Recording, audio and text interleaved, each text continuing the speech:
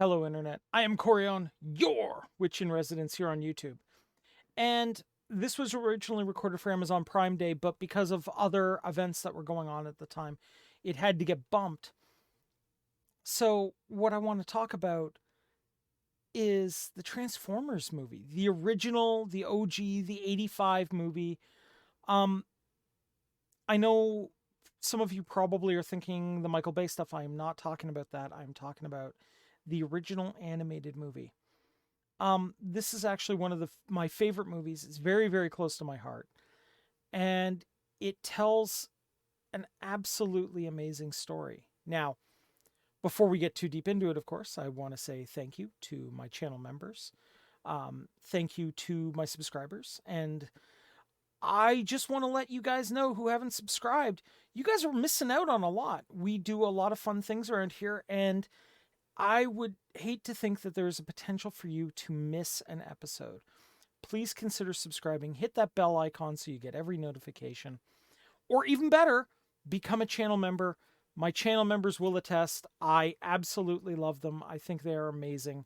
And I do everything I can for them. So please consider joining the channel. We need you. Now, with that out of the way, let's talk about the Transformers movie. So, this movie has a lot of pieces going for it. At the time, the Transformers toys needed a refresh, so they were getting rid of some of the old toys and bringing in new ones. Now, they had to decide, as the writers, how they were going to do this. And they made the choice to kill off a lot of characters. Now, today we wouldn't think of that as a big deal, but we're a lot older now. For some kids, this is the first time they really had to deal with death, and death of people they cared about. Um, I won't lie, I had lost family members before this, and I understood the consequences of losing family members. But this seemed more real almost in a weird way, because in this movie, Optimus Prime, as well as several of the G1 characters that we'd gotten to know and cared about and seen every day, were now gone. And for a lot of people, Optimus Prime was a father figure. He was the dad for a lot of latchkey kids. He was gentle but firm, kind to those beneath him, but required excellence from those around him. He was like the military wing of gentle parenting, and a lot of people looked up to him and respected him. And to see him die in a hospital bed surrounded by people that cared about him was very, very hard. And it brings up a lot of questions about how kids deal with trauma. Now, I know some of you are not parents, and if you are childless by choice, good for you. If you feel that that is the right choice for you, I fully support it. But I will say that for those with children, if you have a death in your family, consider watching this movie with your kids and letting them work through some of their trauma through the death of Optimus Prime. See, kids go through the grieving process like we do, but they don't have the emotional maturity to deal with it like we do in the ways that we do. So when they feel denial, they invent new, they invent that grandpa's just sleeping. When they get angry, they're angry at everything without realizing why. And when they're sad, they don't know what to do with that sadness. So it comes out in all kinds of unusual ways, from regression to flying off the handle randomly to a sense of loss of control and a need to control something. So I do recommend, if you do have a child and they are going through the grieving process, like many kids did with Optimus Prime, it's important they have an outlet to speak to. And it can be very hard for a parent to not have a, like, to not be your kid's outlet for the first time, right?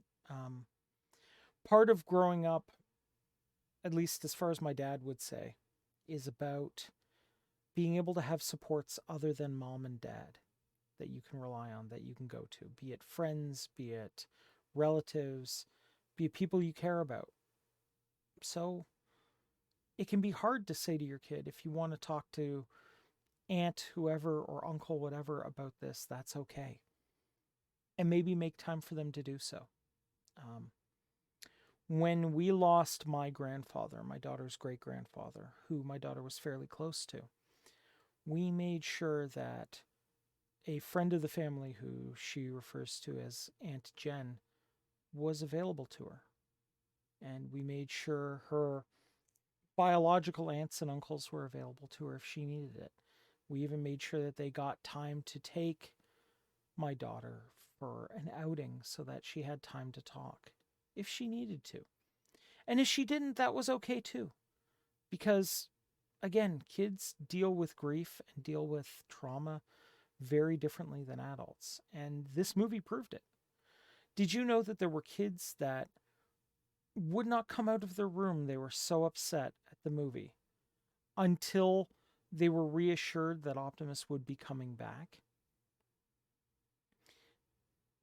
That is a unique situation, and I feel it speaks a lot to the current generation too, that if you don't have the proper outlets to deal with grief, to deal with trauma, you're going to find wacky ways to deal with it one way or another, whether you realize it or not. And for me, one of those ways has always been to travel into this world of transforming robots. Because at its core, the Transformers is a philosophical argument that's gotten way out of control. It was never about land, it was never about property, it was never about who gets to hold this mystical object. It was about a disagreement about how, how to ethically source energy. And that's a very interesting argument. And at some point, I'm going to have to do a full breakdown on the lore of the Transformers universe. Excuse me. So you guys can see what I'm talking about. So you guys can see what I mean.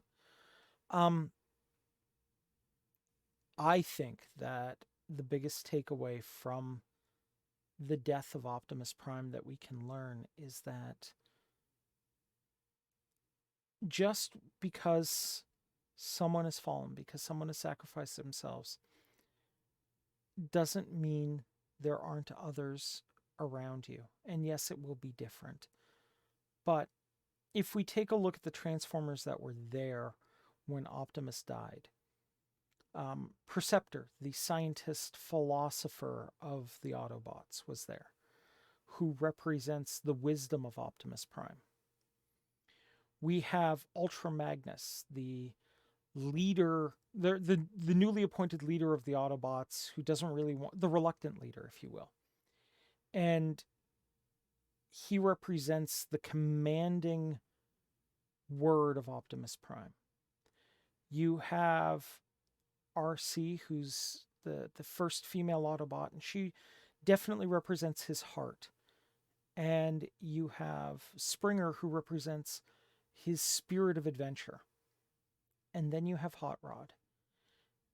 And at the beginning of the series, Hot Rod is this wild and free character, but through the movie, he grows up and he fills the duty portion of Optimus Prime, the weight that Optimus Prime always felt on himself to take care of his fellow Autobots. And that's what he does. He fills in that role.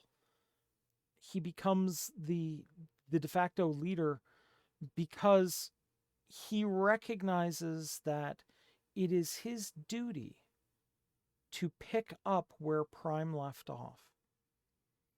And so he becomes the leader almost out of obligation, which is definitely a way to become a leader, but not one I necessarily recommend. I've always felt that the best leaders have leadership pushed upon them instead of choosing it for themselves. But somebody who recognizes that the sacrifice is needed is probably the next best thing. And so instead of one person embodying all these elements, we have a group representing the best of each of those portions that made up that man. And in a lot of ways, we see that in real life too. Um, Several years ago, I lost my best friend, my brother.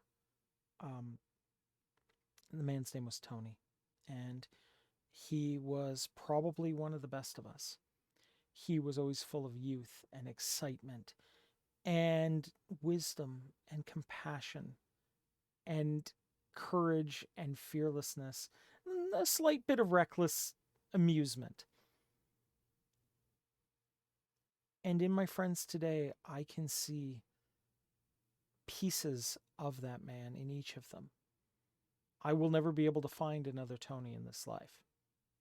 I don't think I need to, because I have a collection of friends now that have taken on a little bit of each of those roles, and bringing them together so that they can be part of my life has been a wonderful event. So one may never perfectly fill the hole of a loss, but I don't think it has to be perfectly filled. When we see a pothole being filled on the road, they don't just fill the hole, they put an edge around it so that it's hard for that hole to ever reappear again. It doesn't perfectly fit, but it doesn't have to work as a road. In Japanese culture, there is a process where if you break a bowl, they effectively glue that piece in with gold by melting gold and putting it in place to hold it in place.